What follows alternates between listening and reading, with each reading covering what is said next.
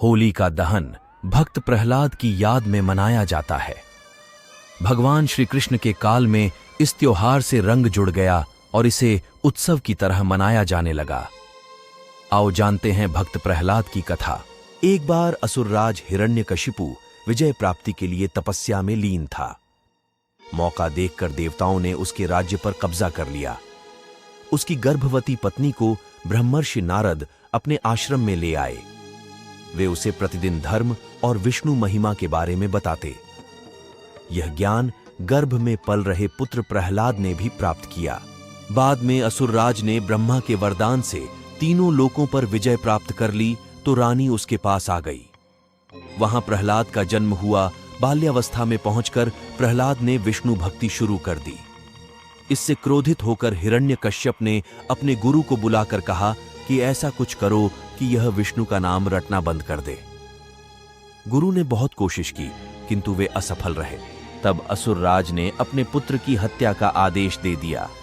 उसे विष दिया गया, उस पर तलवार से प्रहार किया गया, विषधरों के सामने छोड़ा गया, हाथियों के पैरों तले कुचलवाना चाहा, पर्वत से नीचे फेंकवाया, लेकिन ईश कृपा से प्रहलाद का बाल भी बांका नहीं हुआ।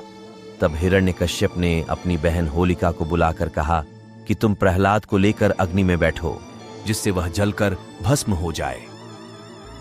होलिका को वरदान था कि उसे अग्नि तब तक कभी हानि नहीं पहुंचाएगी जब तक कि वह किसी सद्वृत्ति वाले मानव का अहित करने की न सोचे। अपने भाई की बात को मानकर होलिका भतीजे प्रहलाद को गोदी में लेकर अग्नि में बैठ गई।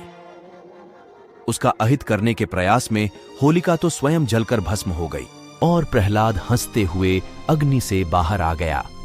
इसलिए होली पर्व मनाते समय वास्तविक भाव को ध्यान में रखकर होली दहन करें। इसके लिए फिर आप चाहे तो विगत वर्षों के बुरे अनुभवों और असफलताओं को एक कागज पर लिखकर अग्नि को समर्पित कर दें। अपने मन में चल रहे नकारात्मक भावों को होली दहन में डाल दें। तभी आप भी सकारात्मकता सोच से आगे बढ़ते हुए प्रहलाद की तरह ईश कृपा के पात्र बन जाएंगे।